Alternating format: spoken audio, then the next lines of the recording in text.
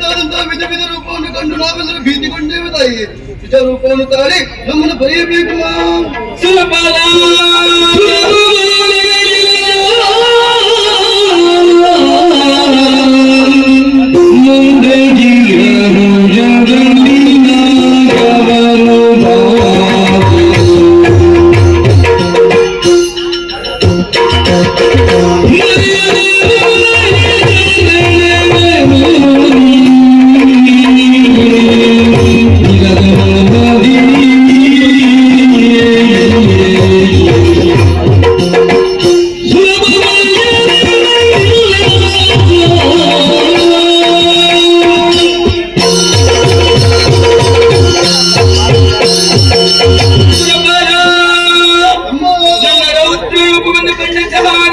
ಶಾಂತಗೊಳಿಸುವುದಕ್ಕೆ ಬೇಕಾಗಿ ಭಕ್ತಿಯ ಕಾಣಿಕೆಯನ್ನೇ ಮುನ್ನಡೆಸಿದೆಯ ಮಗನೇ.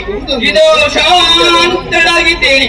ನಿಮಗೆಲ್ಲರಿಗೂ ಪಟ್ಟಣವನ್ನು ಕೊಡುತ್ತಿದ್ದ ದುರುಳ ಮಹಿಷನನ್ನು ಬಾಧಿಸಿದ್ದೇನೆ. ಶೈಲಪುತ್ರಿ, ಬ್ರಹ್ಮಚಾರಿಣಿ, ಚಂದ್ರಘಟ್ಟ, ಸ್ಕಂದಮಾತ, ಕೂಷ್ಮಾಂಡನಿ, ಕಾತ್ಯಾಯಿನಿ, ಕಾಳರಾತ್ರಿ, ಸಿದ್ಧಿದಾತ್ರಿ, ಮಹಾಗೌರಿ ಹೀಗೆ 9 ರೂಪಗಳಿಂದ 9 ದಿವಸ ಯುದ್ಧವನ್ನು ಮಾಡಿದ್ದೇನೆ. ಇನ್ನು ಮುಂದಕ್ಕೆ ಈ 9 ದಿವಸಗಳನ್ನು ಶರನ್ನವರಾತ್ರಿಯನ್ನು ಹಾಗೆ ಆಚರಿಸಿಕೊಂಡು ಬನ್ನಿ. 10ನೆಯ ದಿವಸವಾದ ಇಂದು ನಮ್ಮ ಪಾಲಿಗೆ ವಿಜಯವು ಪ್ರಾಪ್ತವಾಗಿದೆ.